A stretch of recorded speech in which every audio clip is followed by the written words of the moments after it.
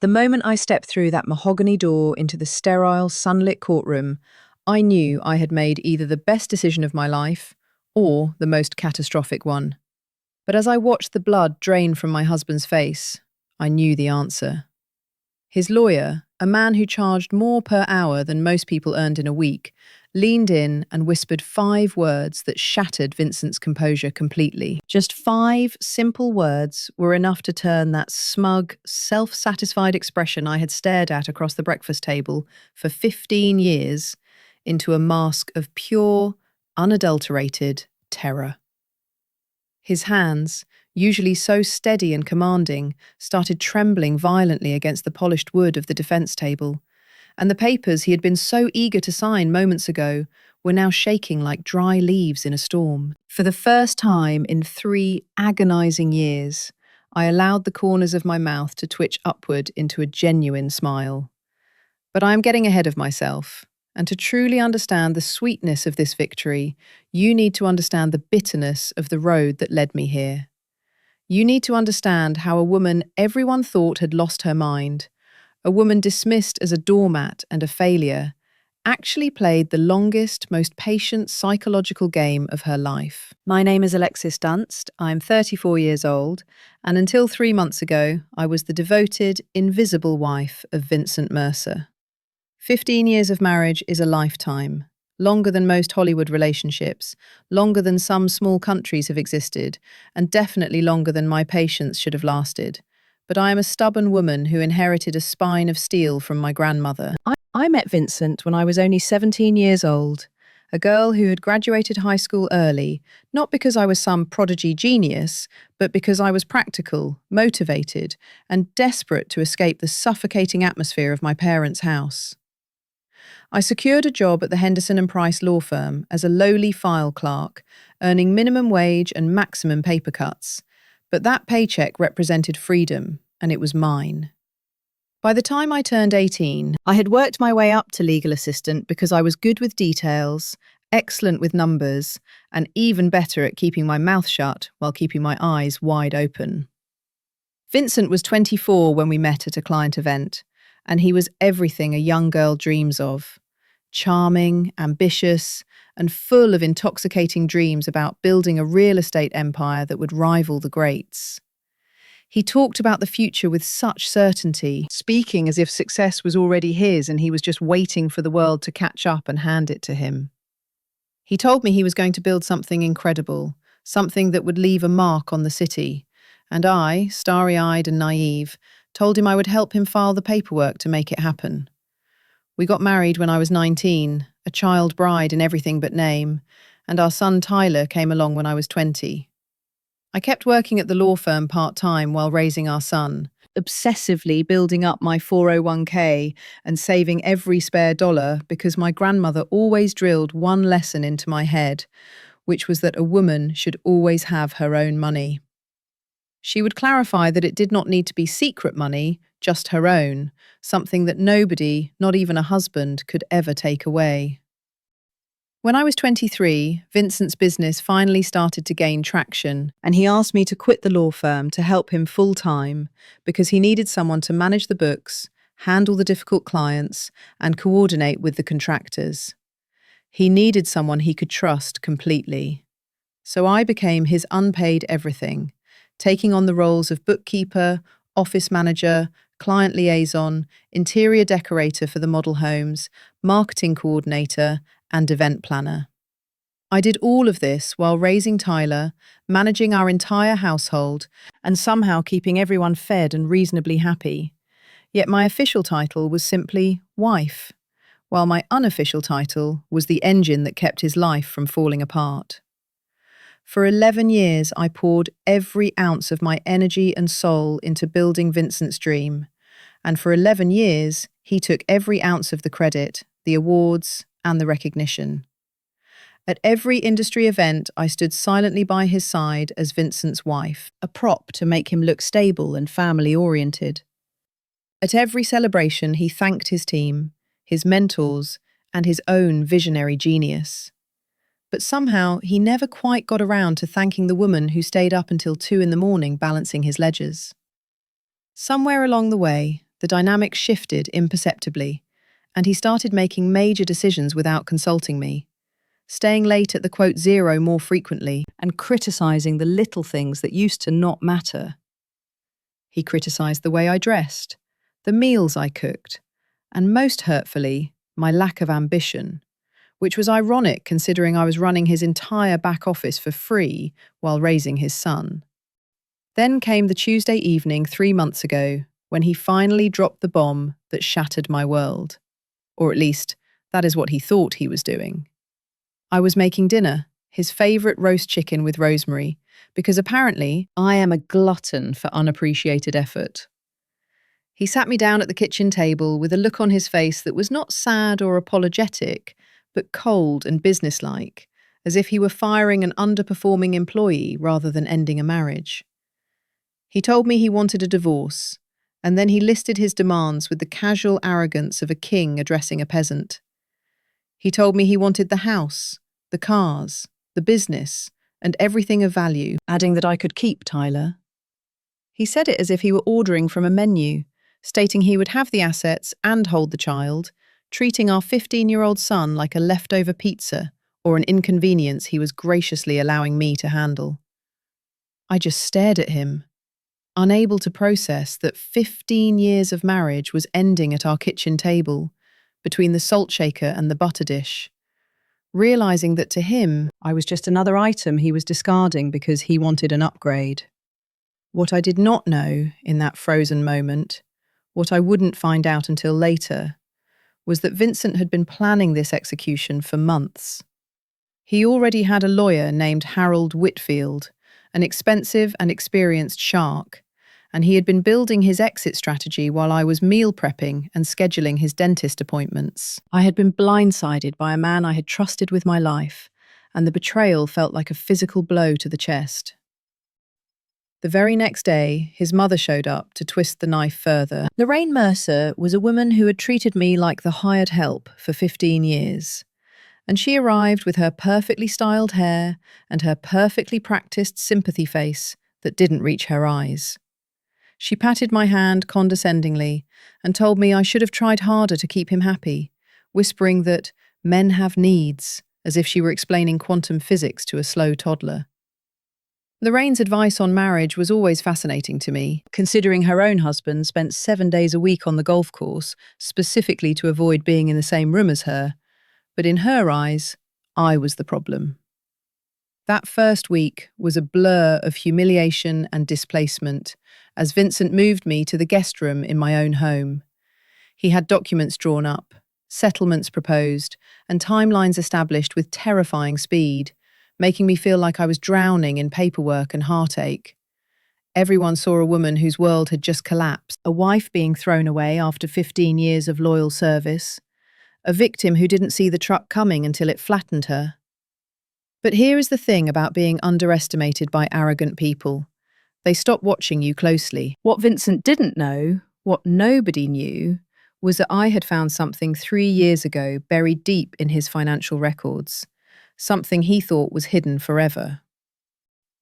Before I tell you about the secret that became my salvation, I need to explain the depth of the humiliation I endured during those final months.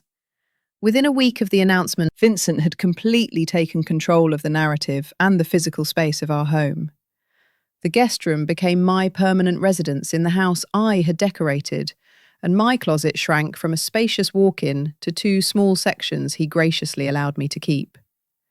The message was crystal clear that this was not my house anymore, and I was merely a squatter waiting to be evicted. Within 2 weeks, he started bringing her around. Her name was Brittany Sawyer. She was 27 years old, and of course, she worked at his company. She had that Instagram-perfect look with blonde highlights, perfect nails, and yoga pants that cost more than my weekly grocery budget. She walked into my kitchen like she owned the deed, wearing my apron, my grandmother's apron, while making green smoothies in my blender. She was younger than my marriage, younger than my favourite handbag, but she made amazing smoothies, so I guess that was enough to replace a wife of 15 years. Vincent paraded her around like a shiny new trophy, letting her sit on my couch, watch my television, and eat off my plates. He would put his arm around her right in front of me, treating me like I was a piece of furniture that had already been marked for the donation pile. The humiliation escalated daily, chipping away at my dignity piece by piece. First, he cancelled my personal credit card, telling me with a straight face that we needed to separate our finances immediately. Then he cut off the joint card, leaving me with no access to the marital funds I had helped earn. Then he suggested I should probably find somewhere else to stay while we sorted things out, effectively kicking me out of my own home. Lorraine came over to help me pack, and by help, I mean she went through my belongings and decided what I deserved to keep. She sorted through my life, deciding that old clothes were fine for me to take and allowing me some family photos. But she hesitated over my grandmother's recipe box, like she was considering claiming it for herself. What I was not allowed to take was any jewellery Vincent had bought me over 15 years, any furniture I had picked out, or anything of value. Lorraine explained that those were marital assets and Vincent was entitled to them because he paid for them, ignoring the fact that my unpaid labour made his payments possible. She packed my things in garbage bags, not boxes, but black plastic garbage bags, making me look like trash being taken out to the curb. Through all of this nightmare, I had one person I thought I could trust, my best friend, Diane Holloway. We had been friends since high school, sharing 20 years of friendship through boyfriends, breakups, baby, and everything in between. She was the first person I called after Vincent's announcement, and she was so supportive, always checking in, always asking how I was holding up, and always ready to listen to my tears. She would come over with cheap wine and let me cry on her shoulder, telling me I deserved better and that Vincent was making a huge mistake. But something felt off, little things that prickled at the back of my neck. At first, Vincent seemed to know my plans before I made them, like when I mentioned to Diane that I was thinking about fighting for the house, and the next day Tyler came home saying his dad told him it wouldn't work. When I told Diane I was looking at apartments in a specific neighbourhood, Vincent made a snide comment about that exact area being too expensive for me. Then it clicked, and looking back, I should have seen the signs years ago. The way Diane always lit up when Vincent walked into the room. The way she would compliment him just a little too much, laugh at his jokes just a little too hard. She always asked about him first whenever we talked, asking how the business was and if he was happy. My best friend had been carrying a torch for my husband for 15 years, and Vincent, because he collected admirers like some people collect stamps, knew exactly how to use it. He made her feel special and important, probably implying they would get together after the divorce, giving her just enough hope to keep her loyal. My best friend was his spy, selling out 20 years of sisterhood for some flirting and empty promises. But the worst part wasn't Vincent, it wasn't Lorraine, and it wasn't even the betrayal of Diane. The worst part was Tyler. My son saw everything. The girlfriend parading through the house, the grandmother packing my bags in trash sacks, the way his father looked at me like I was nothing. And Vincent was working on him, dripping poison in his ear day after day, telling him that his mother was making this difficult, that he just wanted everyone to be happy, but I was the one dragging it out. He told Tyler that he was trying to be fair, but I wouldn't cooperate, manipulating our son's perception of reality. Tyler started pulling away from me, not angry exactly, but distant and confused because he didn't know who to believe, and his father was very, very convincing. I could handle losing the house, I could handle losing the money, and I could handle losing the lifestyle I had spent 15 years building. But watching my son look at me like I was the problem, that was the knife that twisted in my gut. That was the wound that actually bled. I knew I had to act, but I couldn't act the way they expected me to. If I fought openly, if I screamed and demanded my fair share, Vincent would destroy me. He would hide assets, he would turn Tyler against me completely, and he would use his expensive lawyer to bury me. No, I had to be smarter than that. I had to use the one thing they all believed about me against them. They believed I was weak. They believed I was stupid.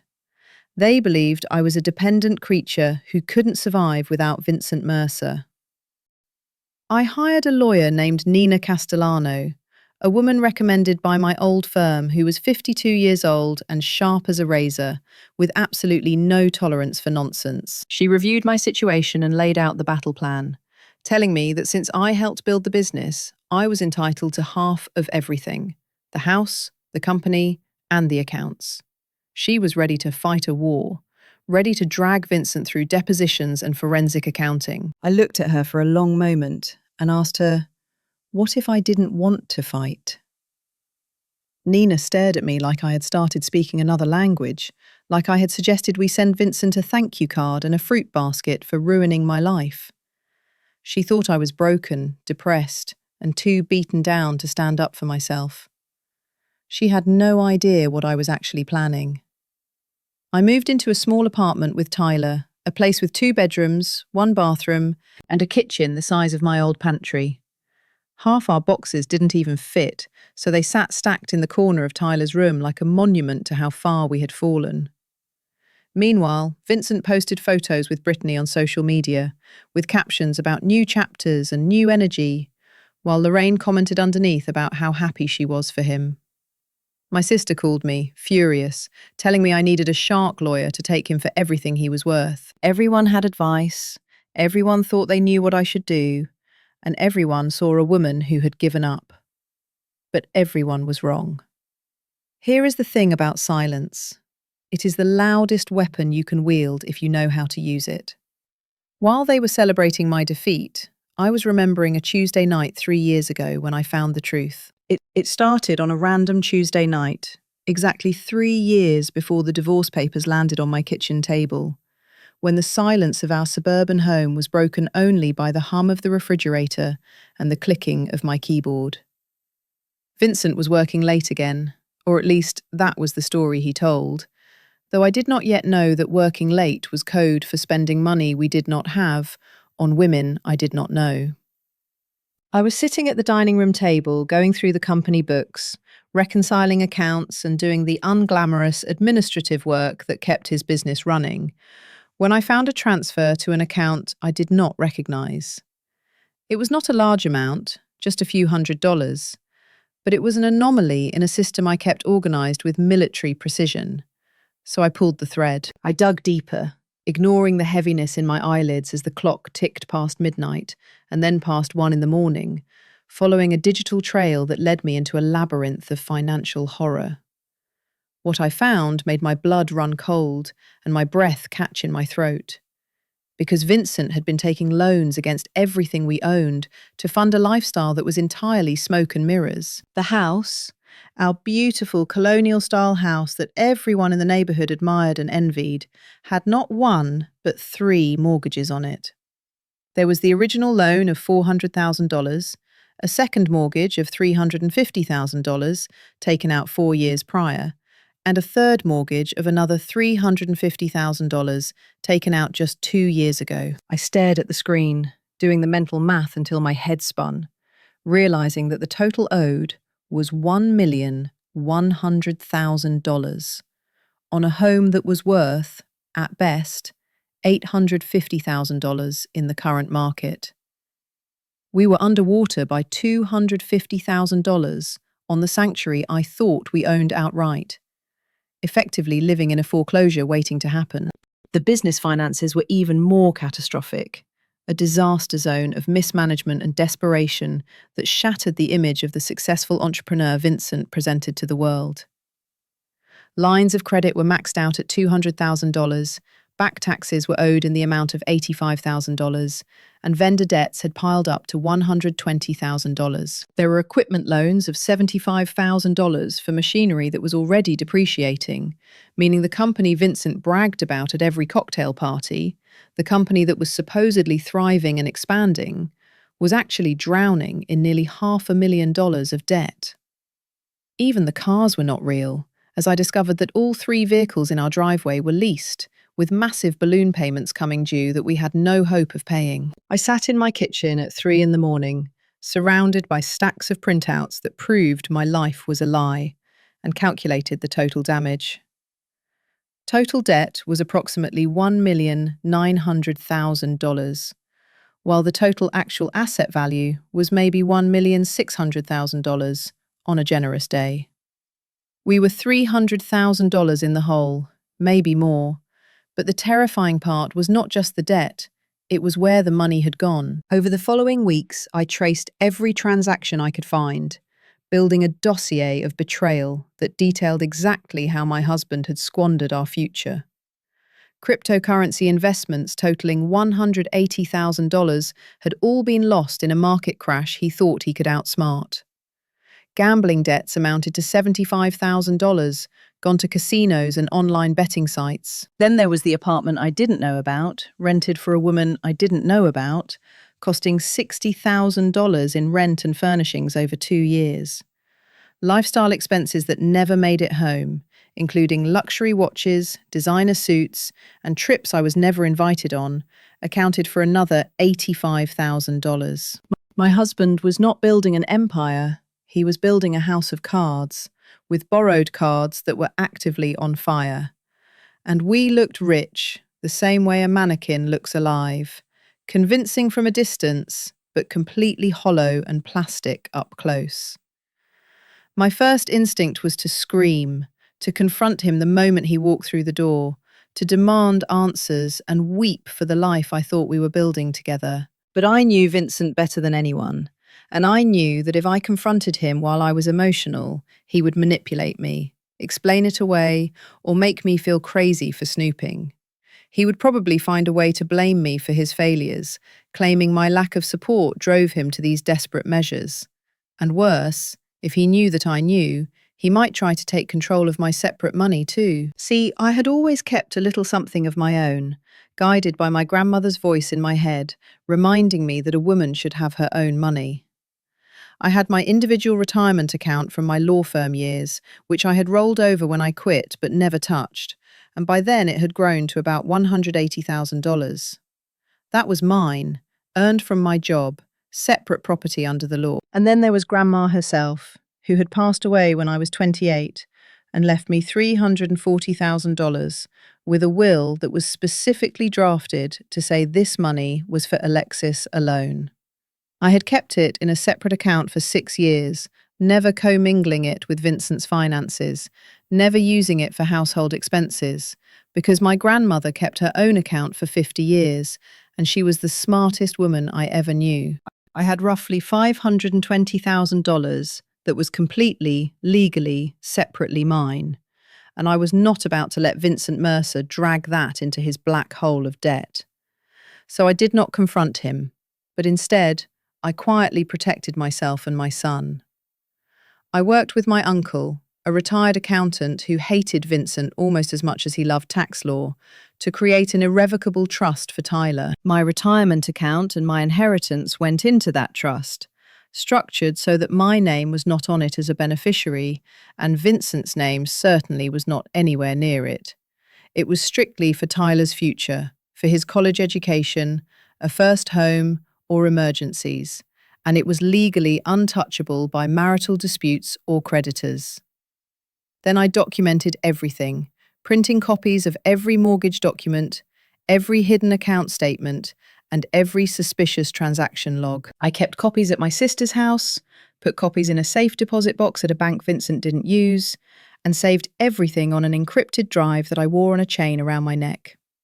And then I waited. I knew Vincent would leave eventually, because men like him always do when the pressure gets too high, or they find a new audience for their lies.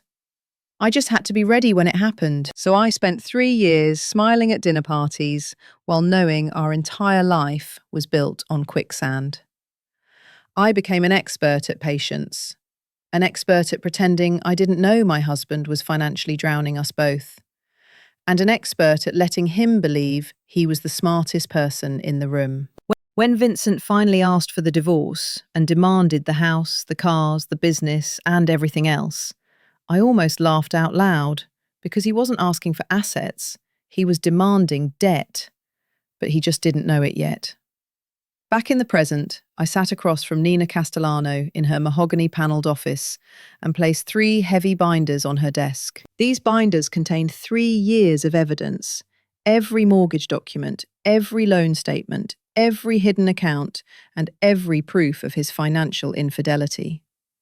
She read in silence for almost an hour, the only sound in the room being the turning of pages and the occasional sharp intake of breath.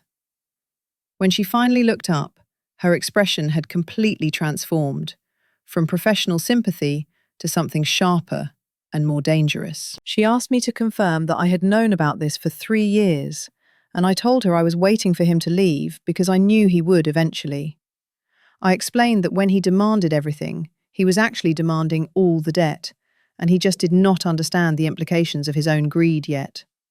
Nina leaned back in her leather chair, the pity gone from her eyes, replaced by something like awe as she realized the magnitude of the trap I had let him build for himself. She summarized the strategy, confirming that when I signed over the assets, I would walk away clean, while he would get the mortgages, the business debts, the lease obligations, and all of it would become his sole responsibility. Meanwhile, my inheritance and retirement accounts were separate property, never commingled, legally protected, and sitting safely in a trust for my son. Nina was quiet for a long moment, tapping her pen against the desk. Then she smiled, a slow, predatory smile that told me I had hired the right woman. She told me she believed she owed me an apology because she thought I had given up, and I smiled back, telling her that everyone thinking I'd given up was the entire point of the strategy. Nina went from looking at me like a lost kitten to looking at me like a chess grandmaster, and frankly, I preferred the Grandmaster title because the outfit was better. The trap was already built, the numbers were verified, and the documentation was airtight. So all I had to do now was let Vincent think he was winning. Nobody does the gracious loser act better than a woman who has been practicing for 15 years, suppressing her own needs to feed a narcissist's ego. The next 3 months were a masterclass in acting, as I became exactly what everyone expected me to be. Broken, defeated, and barely holding on. I showed up to mediation sessions with red eyes and trembling hands, speaking softly and hesitantly, like a woman who had lost all her confidence. I asked for so little that even the mediator seemed uncomfortable, requesting a settlement of only $50,000 cash, my personal belongings, and shared custody of Tyler. That was it. Vincent agreed immediately, probably expecting me to fight for half of the imaginary millions. So when I asked for crumbs, he looked at me across that mediation table with something almost like pity. I deserved an Academy Award for that performance, or at least a Golden Globe, because I was playing the role of a lifetime, and my only audience was my lying, cheating, soon-to-be bankrupt ex-husband. With each passing week, Vincent's arrogance grew like a toxic weed, and he stopped being careful, stopped pretending to be the reasonable one, and started telling everyone who would listen that I hadn't even fought. He told his golf buddies that I just gave up, bragging that he offered me a fair settlement and I took it without a word, painting himself as the benevolent victor. Lorraine was even worse, bragging at her book club, at her church group, and at every social gathering she attended that Vincent was keeping everything and that woman didn't get a dime. She would say she always knew I wasn't strong enough for her son, unaware that her son was standing on a trapdoor that I was holding the lever for. To celebrate his upcoming victory, Vincent bought himself a new watch for $15,000. And I knew this because I saw the charge on the business account, since he was still using company money for personal expenses. He wore it to our next mediation session, making sure I noticed the gleaming metal on his wrist, a symbol of the wealth he thought he had secured. He also took Brittany to dinner at La Maison, the French restaurant where we had celebrated our 10th anniversary, and posted photos on social media with captions about life being good when you are with the right person. Meanwhile, Brittany had started redecorating my house, bringing in new furniture for the living room, and hanging new art on the walls, erasing 15 years of my presence in a matter of weeks. She even painted my kitchen grey, covering the sage green walls that I had spent 3 weeks choosing. I had spent 3 weeks looking at paint samples, doing lighting tests at different times of day, and driving myself crazy trying to get the perfect shade of green that felt like home. And she painted over it with builder-grade grey like it was nothing. It was grey like her personality, and grey like her future with Vincent once she found out he was broke, which I found very fitting, actually. Diane kept calling, fishing for information under the guise of friendship, and I played along perfectly with the charade. She would ask how I was holding up, her voice dripping with fake concern, and I would tell her I just wanted it to be over and that I didn't have the energy to fight anymore. Within hours, Vincent would know what I said, and I could practically see him relaxing, letting his guard down even further because he thought he had won. Diane thought she was playing me, but she was actually just being a messenger service, and not a very expensive one either. But while the adults were playing their games of deception and betrayal, Tyler was watching everything with the sharp eyes of a child who has been forced to grow up too fast. My son, my smart, observant, wonderful son, was starting to notice things that didn't add up in his father's new life. He noticed his dad's new $15,000 watch, but he also heard Vincent tell him they couldn't afford the school trip to Washington, D.C. because money was tight. He noticed Brittany's shopping bags piling up in the foyer, filled with expensive clothes and accessories, but heard Vincent complain about the cost of groceries. He noticed the disconnect between the lavish lifestyle his father was projecting to the world and the excuses he kept making in private. One evening, Tyler came to my tiny apartment and sat down at my second-hand kitchen table, looking at me with those serious eyes that were so much like his father's, but filled with an honesty Vincent had lost long ago. He asked me quietly if Dad was actually rich, and I looked at my son for a long moment, asking him what he thought. He was quiet, processing the contradictions he had witnessed, and then he said he thought something was not right, that he thought his dad was pretending. I reached across the table and squeezed his hand, telling him to trust me and just wait a little longer.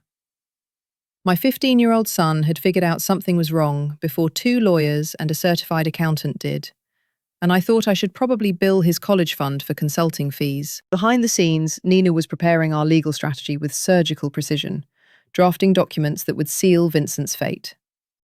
The main divorce agreement stated clearly that I was relinquishing all claims to marital property, meaning the house, the business, the vehicles, and everything else would go to Vincent. In exchange, I would receive my modest cash settlement of $50,000 and walk away, leaving him with his empire. But attached to that agreement was an addendum, a detailed liability disclosure statement that listed every debt, every mortgage, every loan, and every obligation tied to those assets.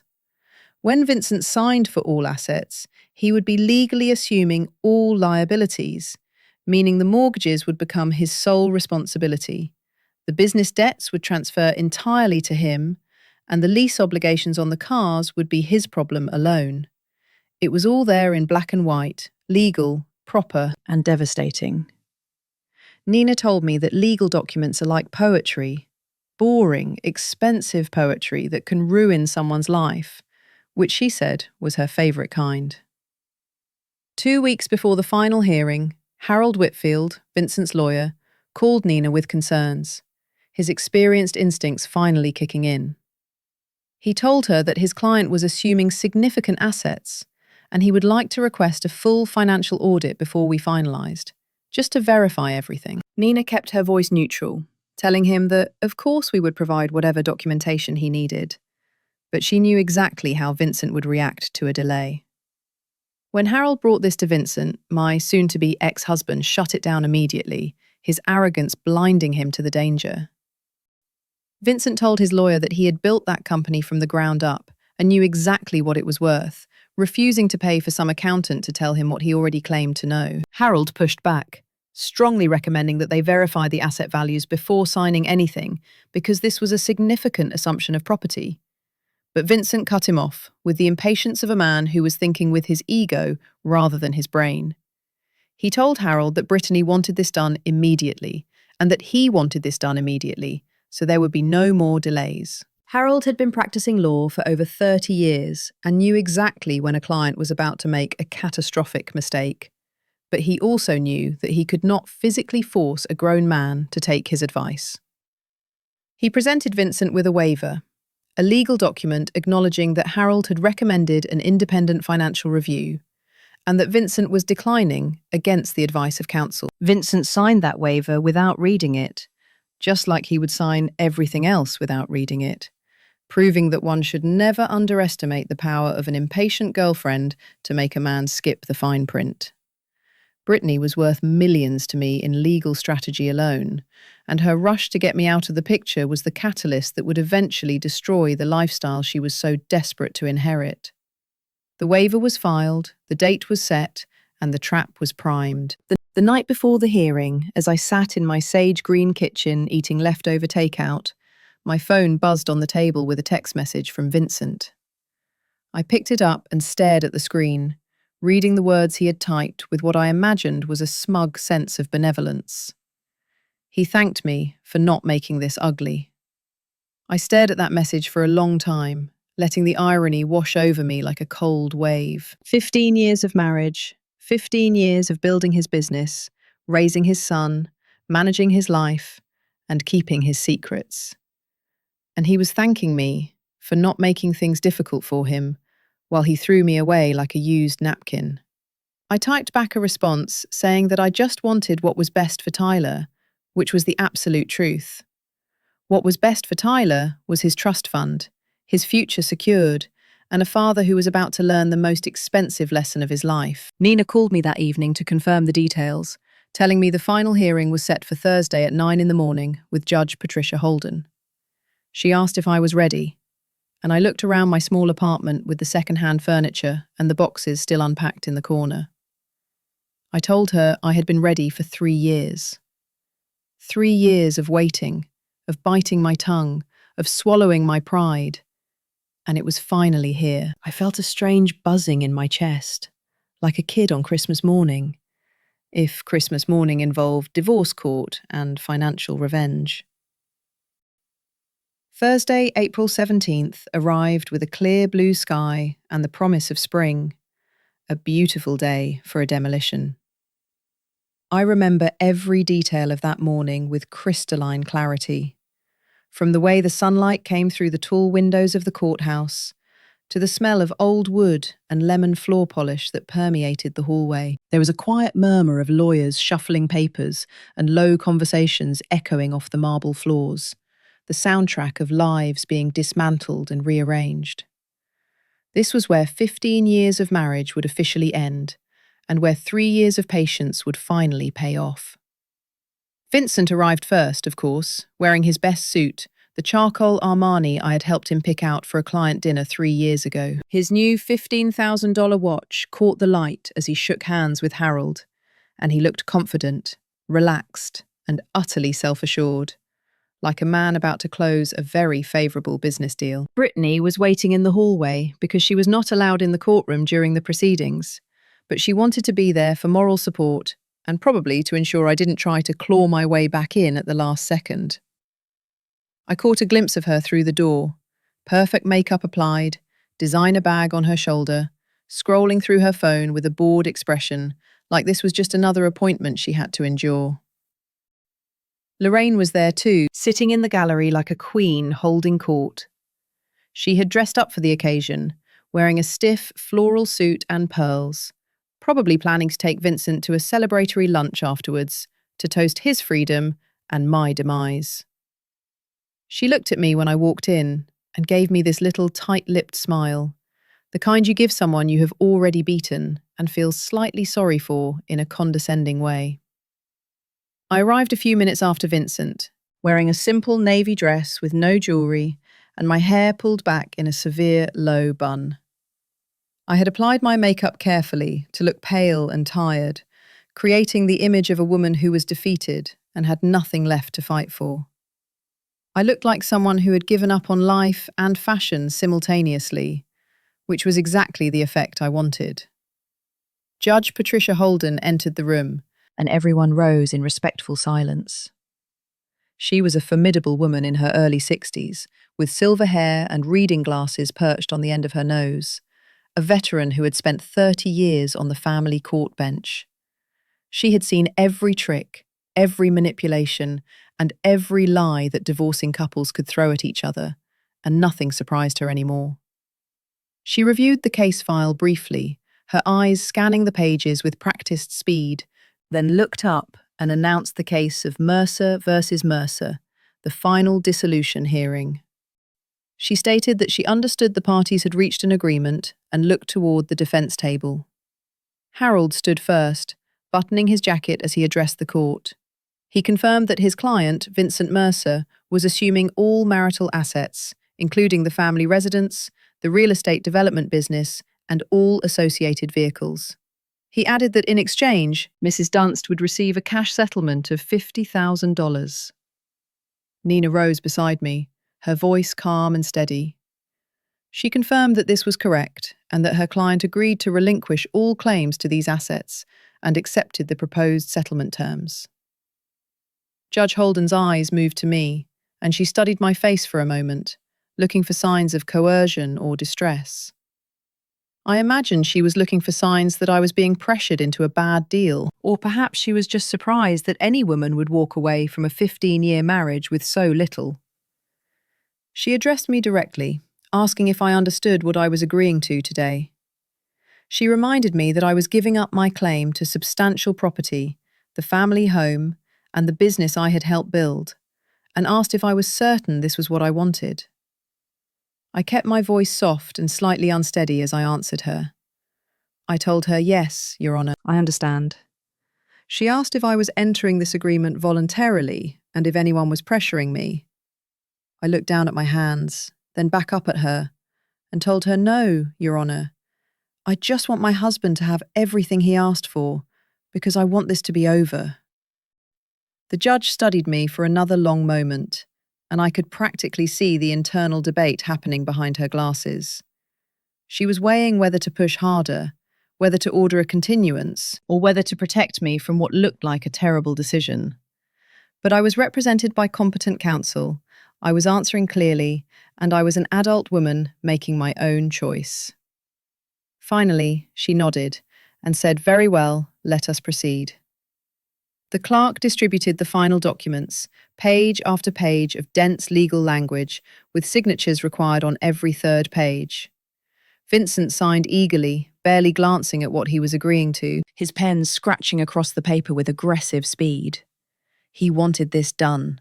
He wanted to get back to his new life with his new girlfriend and his new freedom, and he couldn't be bothered to read the fine print. I signed, slowly and deliberately, every stroke of my pen careful and precise. This was the moment I had been waiting 3 years for, and I was going to savour every second of it. Across the courtroom, I saw Vincent glance at Lorraine and smile, a look of shared victory. She nodded back approvingly, oblivious to the fact that her son was signing his own financial death warrant. In the hallway, his phone buzzed on the bench where he had left it, probably Brittany sending encouragement or asking how much longer it would take. He checked his watch, the expensive one bought with debt, impatient to be finished. Meanwhile, Harold Whitfield was doing what good lawyers do, reviewing the complete document package one final time before submitting it to the court. He flipped through the main agreements, the asset schedule, and the settlement terms, his face relaxed and professional. Then he reached the addendum, the liability disclosure statement that was attached to the back of the asset transfer. I watched his face closely as he read, watched the confusion flicker across his features, watched him flip back a page and then forward again, like he was hoping he had misread something. He hadn't misread anything. Harold's face went pale, draining of all colour as the reality of the numbers hit him. He leaned toward Vincent, trying to be discreet, and whispered urgently that they needed to talk. Vincent waved him off, still basking in his victory and annoyed by the interruption. He told Harold not now, saying they were almost done. Harold's voice became more urgent, a harsh whisper that carried across the quiet room. He told Vincent that he was assuming all debt. Vincent turned to look at him with irritation, asking what he was talking about. Harold pointed at the papers, his hand shaking slightly, and whispered that the liability disclosure showed mortgages and business liens that were all there, and that Vincent was assuming personal liability for everything. For the first time since the process began, Vincent actually looked at what he had signed. I watched his eyes scan the numbers, watched the colour drain from his face until he looked like a ghost. He saw the house listed with $1.1 million owed, against a market value of $850,000. He saw the business listed with $480,000 in combined debts. He saw the vehicles with $115,000 in lease obligations. He saw the additional personal liabilities of $200,000. He did the math in his head and realized the total debt was approximately $1,900,000, while the net value of everything he had just claimed was negative $300,000. He hadn't won the lottery, he had won the bill for it. Vincent stood up abruptly, his chair scraping loudly against the floor and shattering the courtroom silence. He stammered that this wasn't right, looking at me, then at the judge, then back at the papers in horror. He shouted that she hid this from him and that this was fraud. Judge Holden's voice cut through the air, sharp and authoritative. She ordered Mr. Mercer to sit down. Vincent insisted, his voice rising in panic, that these numbers were fake and that I had manipulated the documents. Judge Holden's tone left no room for argument as she repeated her order for him to sit down. He sat, but his hands were shaking violently, and his confident smile was gone, replaced by something that looked a lot like pure terror. Judge Holden looked at the documents in front of her, then at Vincent, her expression stern. She stated that she was looking at the liability disclosure statement attached to the agreement and noted that these were debts associated with assets he was claiming. She pointed out that these were assets in his name, his business, and his property. She fixed him with a hard stare and asked if he was telling this court that he did not know his own financial situation. The silence that followed was deafening. Watching Vincent try to explain why he didn't know about his own debts was like watching a cat explain why there was a broken vase on the floor. Fascinating and completely unconvincing. Harold cleared his throat, looking uncomfortable, but knowing he had to protect his professional reputation. He addressed the court, stating that he should note he had advised his client to conduct an independent financial review prior to the hearing, but the client had declined. He produced the waiver from his briefcase, the one Vincent had signed without reading, the one that said in clear legal language that Harold had recommended a full audit and Vincent had refused. Judge Holden took the waiver and reviewed it briefly, her face impassive. She summarized the situation, stating that Mr. Mercer was advised to verify these figures, chose not to, and signed a waiver acknowledging that choice.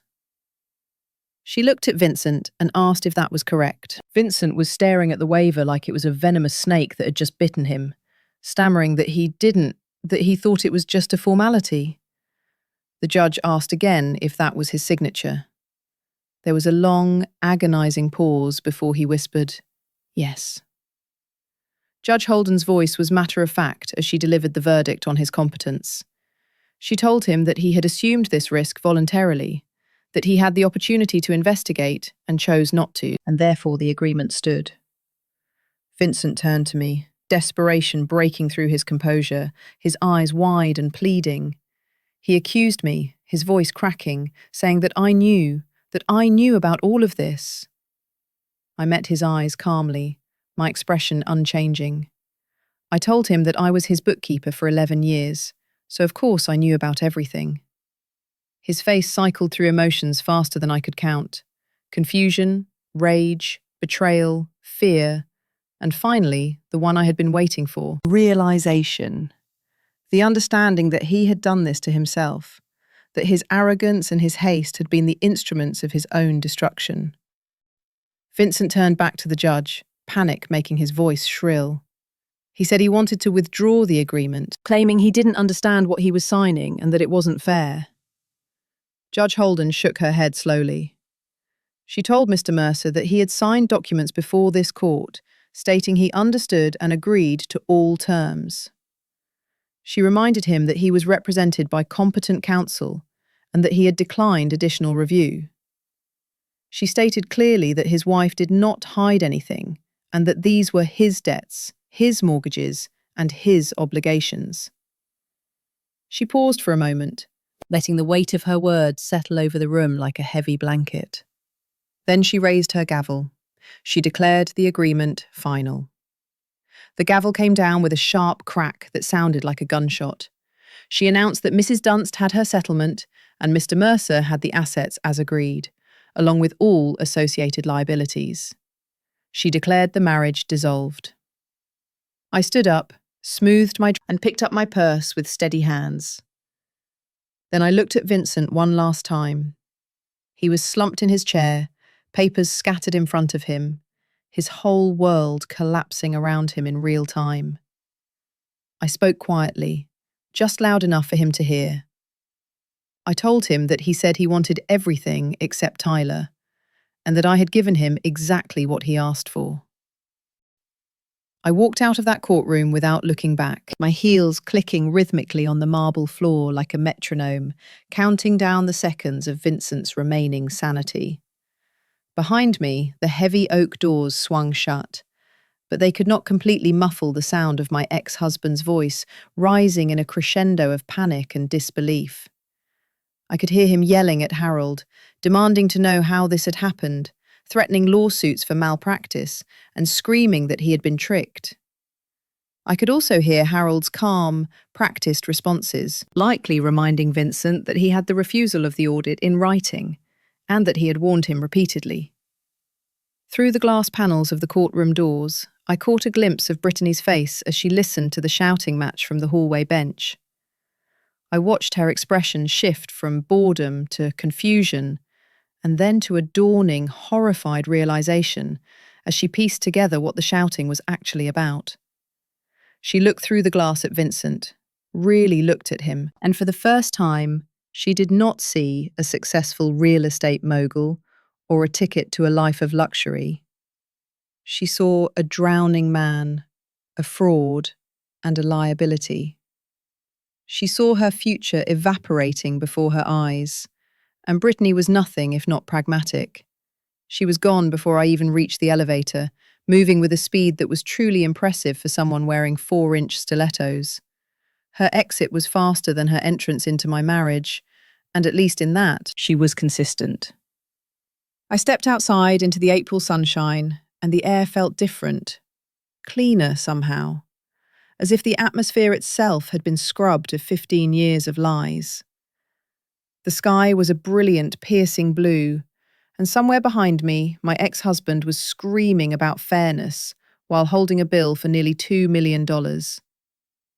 Ahead of me was a new life, smaller than before, simpler, but completely, entirely mine.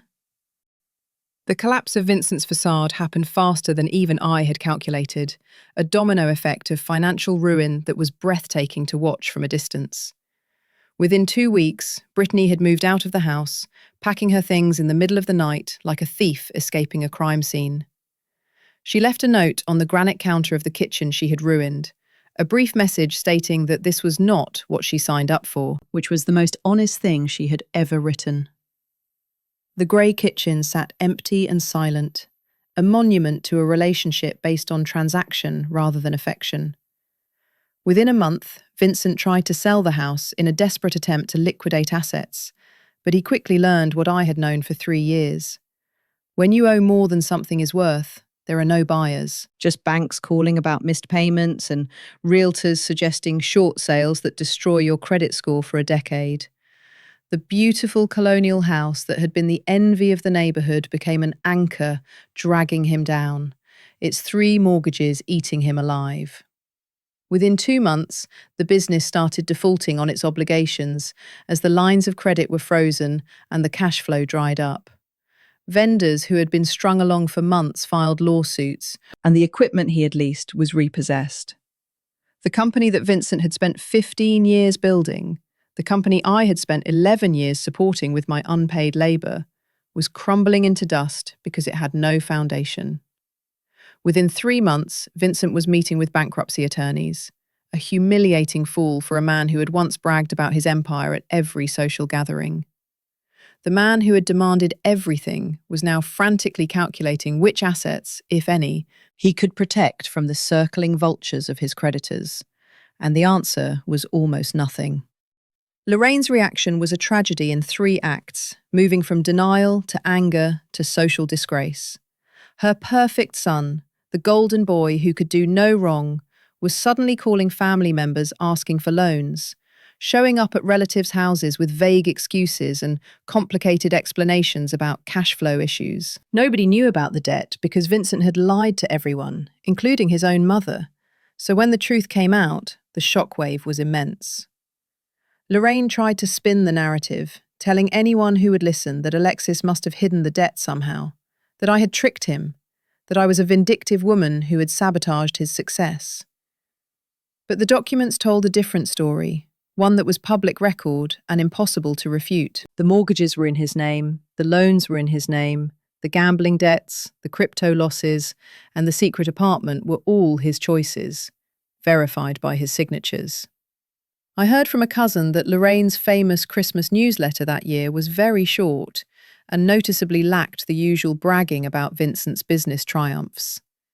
Instead, it vaguely mentioned that Vincent was exploring new opportunities, which was a polite way of saying he was exploring the depths of insolvency. The parallel conflicts resolved themselves with a kind of poetic symmetry that felt like the universe finally balancing the scales.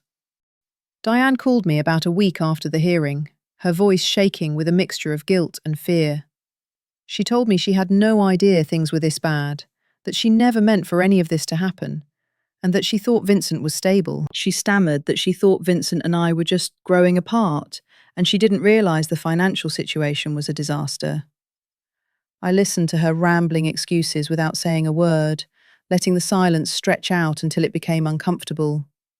I didn't answer her questions. I didn't offer forgiveness.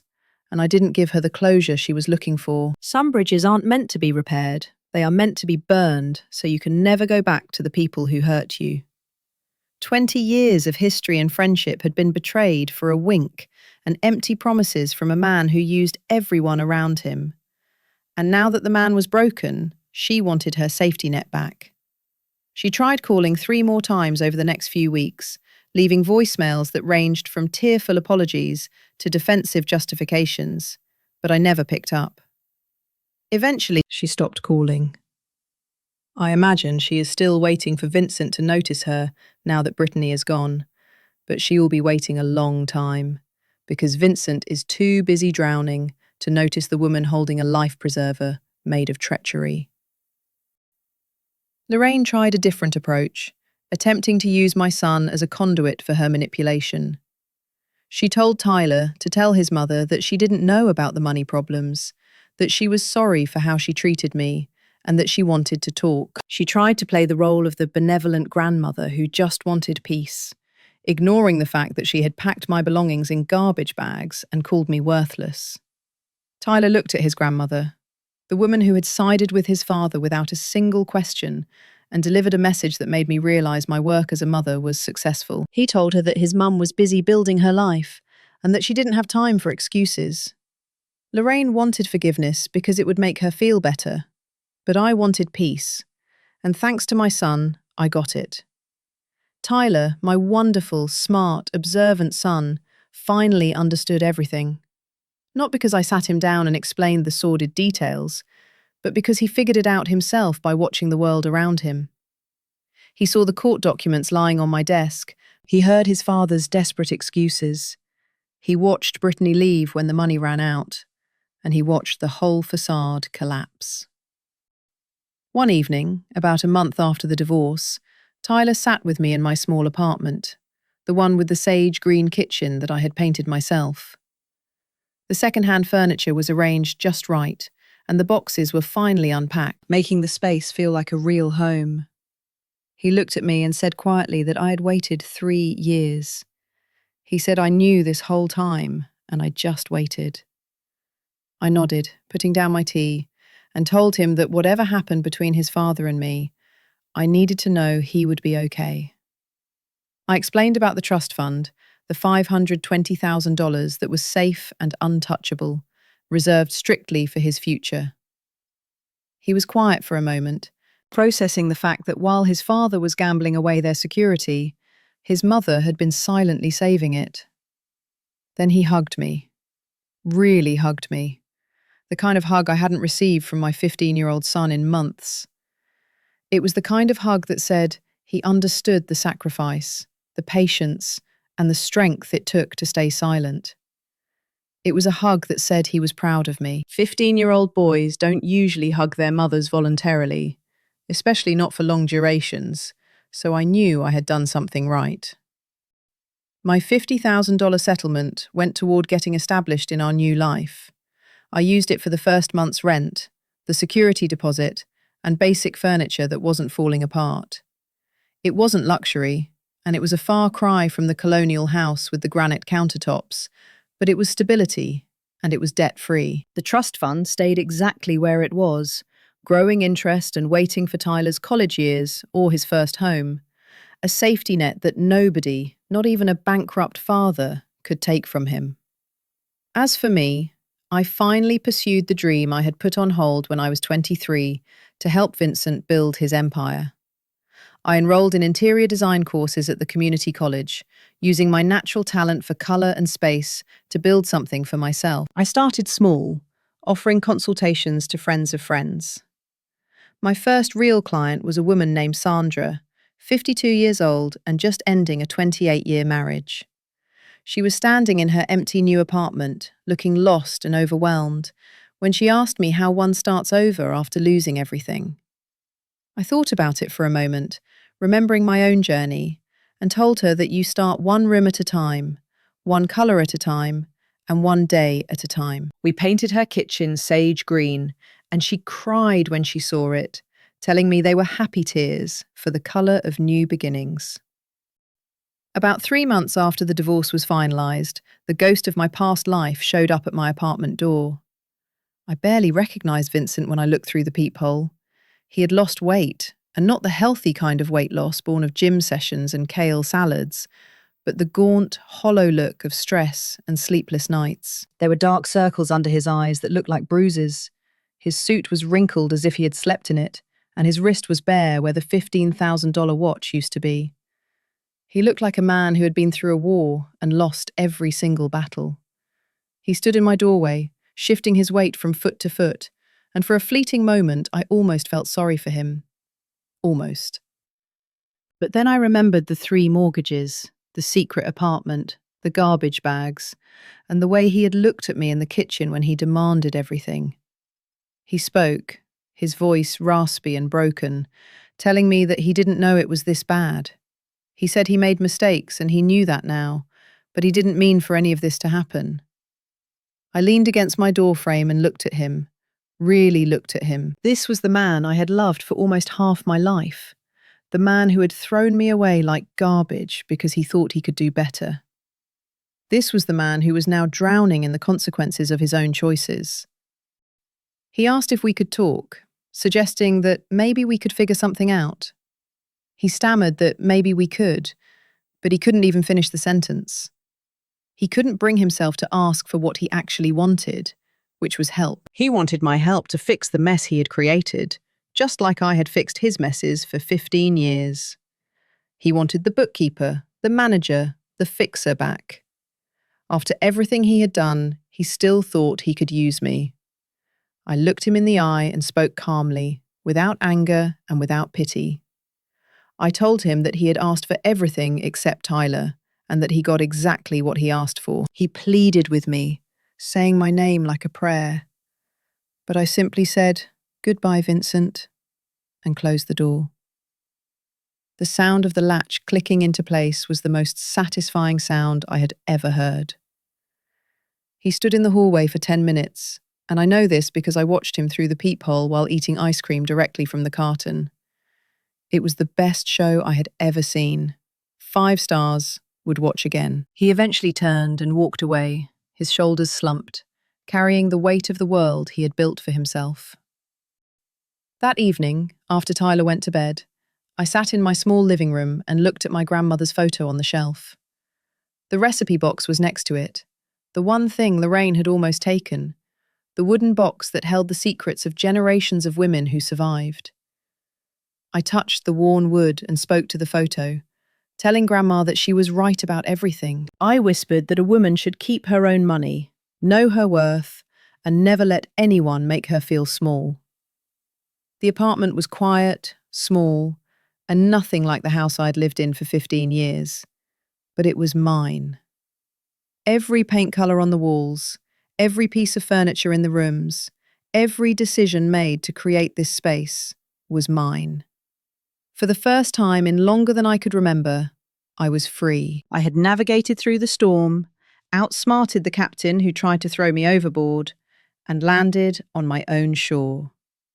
But as I sat there, enjoying the peace, my phone buzzed. It wasn't Vincent. It wasn't Diane. It was a number I didn't recognise, but the area code was from the city where Vincent's business accounts were held. I picked it up, curiosity getting the better of me. A voice on the other end introduced himself as a forensic accountant working for the bankruptcy trustee. He said they had found some irregularities in Mr. Mercer's filings, specifically regarding transferred assets to a third party before the divorce, and they wanted to know if I had any records from my time as bookkeeper. I smiled, looking at the encrypted drive that still hung around my neck. I told him that I might have exactly what he was looking for. The voice on the other end of the line belonged to a man named Marcus Sterling, a forensic accountant appointed by the bankruptcy trustee to untangle the chaotic web of Vincent's financial implosion. He sounded exhausted, the kind of weary that comes from staring at spreadsheets filled with lies for 12 hours a day. But there was a spark of curiosity in his tone when he asked if I had access to the older ledgers. He explained that there were significant gaps in the records Vincent had provided to the court, specifically regarding a series of transfers totaling nearly $80,000 that were labelled as consulting fees but seemed to vanish into thin air.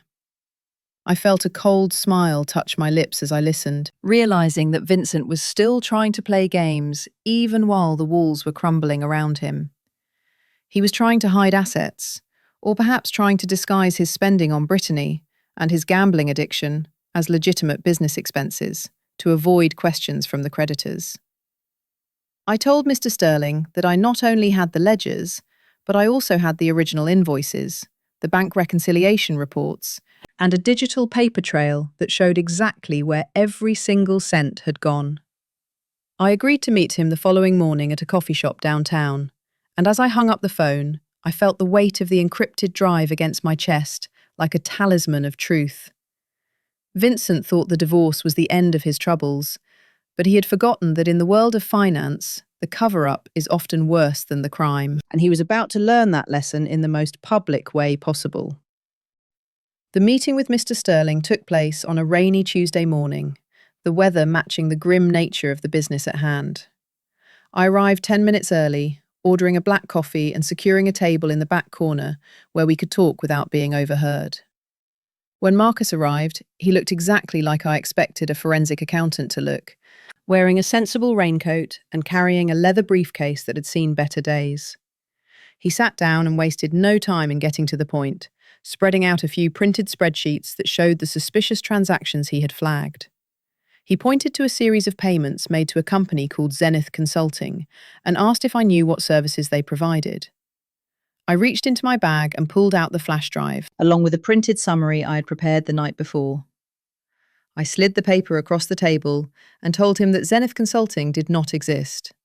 I explained that it was a shell entity Vincent had set up to funnel money toward his online gambling debts, and that I had traced the IP addresses and the routing numbers 3 years ago. I watched Marcus's eyes widen as he read through my notes, his eyebrows climbing higher with every paragraph. I pointed out another set of transfers labelled as Quote 1 and explained that those were actually payments for the apartment he had rented for his mistress, including the furniture rental and the utilities.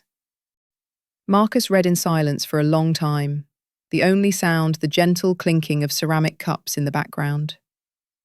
When he finally looked up, his expression was a mixture of shock and professional admiration. He told me that this changed everything. He explained that this was no longer just a case of simple insolvency or bad business luck. This was bankruptcy fraud. He told me that by concealing the true nature of these expenses and attempting to hide assets from the trustee, Vincent had committed a federal crime. He asked if I was willing to testify to the authenticity of these records, if it came to that. I looked him in the eye and told him that I had spent 15 years being the silent, supportive wife who signed whatever was put in front of her. But that woman was gone. I told him I would testify to every single number, every date, and every lie, because the truth was the only thing I had left to give. I handed him the drive, watching him place it into his briefcase with the care one might handle a loaded weapon. In a way, that is exactly what it was. I had not pulled the trigger, but I had certainly supplied the ammunition, and Vincent had been pointing the gun at his own foot for years. The fallout was swift and devastating, a final act that turned Vincent's tragedy into a cautionary tale for the entire city. Within 3 weeks of my meeting with Marcus, the bankruptcy court appointed a special investigator, and the local news picked up the story. The headlines were brutal, using words like quote 2, quote 3, quote 4 to describe the man who had once been celebrated as a pillar of the business community. It turned out that Vincent hadn't just lied to me and the banks, he had lied to investors, to the tax authorities, and to the federal government. The investigation revealed that he had falsified loan applications to secure those 3 mortgages, inflating his income and fabricating assets to trick the lenders, which constituted bank fraud. He was indicted on 4 counts of fraud and 2 counts of filing false documents. The image of Vincent Mercer being led out of his office in handcuffs was plastered across the front page of the Sunday paper. His face pale and haggard, his eyes searching the cameras for a sympathy that wasn't there. I looked at that photo while sitting in my sage green kitchen, sipping tea, and felt a strange sense of detachment. I didn't feel joy, exactly, because it is hard to find joy in the destruction of the father of your child. But I felt a profound sense of relief. The world finally saw him as he really was. Lorraine's reaction to her son's criminal indictment was total, suffocating silence. The woman who had bragged about his success and belittled my contributions suddenly vanished from the social scene completely. I heard from a mutual acquaintance that she had put her own house on the market, presumably to help pay for Vincent's criminal defense attorney, a shark who cost even more than Harold Whitfield. The irony was not lost on me. The woman who had packed my things in garbage bags and told me I wasn't good enough was now losing her own home to clean up her son's mess. She never called to apologize, of course, because women like Lorraine would rather choke on their own pride than admit they were wrong, but her silence was apology enough. As for Tyler, he handled the news with a maturity that broke my heart and healed it at the same time. We sat down the day the news broke, and I explained to him exactly what was happening, stripping away the euphemisms and treating him like the young man he was becoming. I told him that his father had made choices that were against the law, and that there were consequences for those choices. Tyler listened quietly, looking at his hands, and then he looked up at me and said that he was glad I was the one raising him. He said he didn't want to be like his dad. That single sentence was worth more to me than the house, the money, or the revenge. It was the ultimate victory. In the months that followed, while Vincent awaited trial and navigated the ruins of his life, my own world blossomed in ways I had never dared to imagine. My interior design business, which I named Sage and Stone as a nod to the kitchen that started it all, began to thrive. I wasn't just decorating rooms. I was helping people, mostly women, reclaim their spaces and their lives. I worked with divorcees, widows, and empty nesters, helping them transform houses that felt like museums of the past into homes that reflected their future. I hired an assistant, a young woman who reminded me of myself at 20, eager and hard-working, and I made sure to pay her a living wage and give her credit for every single idea she contributed. I was building a business based on transparency and respect. the exact opposite of the empire Vincent had tried to build on smoke and mirrors. I bought a reliable car, paying for it in full with a cashier's check, and the feeling of driving off the lot, knowing that I owned every bolt and screw, was intoxicating. I didn't need a luxury lease to feel valuable. I just needed the freedom to go where I wanted, when I wanted. One afternoon, about a year after the divorce, I ran into Harold Whitfield at the grocery store. It was an awkward encounter in the produce section, right between the organic kale and the bell peppers. He looked older, tired, and he hesitated before nodding at me. I could have walked away, could have ignored the man who had tried to help Vincent strip me of everything, but I decided to stop. I asked him how he was doing, keeping my voice polite and cool. He looked at me with a strange expression, something like respect mixed with regret. He told me that in 30 years of practicing law, he had never seen a client destroy themselves as thoroughly as Vincent had. He said that he had tried to warn him, but some men are deaf to everything but their own ego. Then he paused and said something that stayed with me. He told me that I was the most formidable opponent he had ever faced because I never raised my voice. I smiled and told him that screaming is for people who are desperate, and silence is for people who are prepared. I walked away with my basket of groceries, leaving the high-powered attorney standing next to the bananas, looking like he had just learned a lesson he should have known decades ago. Vincent eventually took a plea deal to avoid a lengthy prison sentence, accepting a reduced term of 3 years in a minimum security federal facility, followed by 5 years of probation and restitution payments that would keep him in debt for the rest of his life. I didn't go to the sentencing hearing. I didn't need to see him in an orange jumpsuit to know that justice had been served. I had already moved on. The trust fund for Tyler was performing well, ensuring that no matter what happened to his father, my son would have the education and the start in life that he deserved. We took a trip that summer, just the two of us, driving up the coast with the windows down and the music loud. We laughed, we ate junk food, and we talked about the future without the shadow of secrets hanging over us. I looked at my son, laughing at a joke I had made, and realized that we had survived the storm, not just intact, but stronger. The trauma of the past 3 years was fading, replaced by the vibrant, messy, beautiful reality of a life built on truth. As I sit here now, writing this story from the desk in my home office, looking out at a view that belongs entirely to me, I think about the girl I was at 17. I think about the girl who thought love was about service and silence. The girl who thought she could earn her worth by making a man's life easier. I wish I could go back and tell her that she is enough on her own. I wish I could tell her that patience is a weapon, but self-worth is a shield. But then again, if I hadn't been that girl, I wouldn't be the woman I am today. I wouldn't have the steel in my spine or the fire in my belly. I wouldn't know the specific, delicious taste of freedom that comes from walking through fire and coming out the other side without smelling like smoke. Vincent Mercer taught me the most painful lessons of my life, but he also inadvertently gave me the tools to destroy him and rebuild myself. He thought he was the main character of our story, the hero building an empire, but he was just the villain in my origin story. So, to anyone listening who feels trapped, who feels underestimated, who feels like they are drowning in someone else's lies, listen to me closely. Do not scream. Do not fight on their terms. Do not let them see you bleed. Quietly build your raft. Save your money, document the truth, and wait. Watch them get comfortable. Watch them get arrogant. Watch them think they have won. And when the moment is right, when they are standing on the trapdoor that they built themselves, simply pull the lever.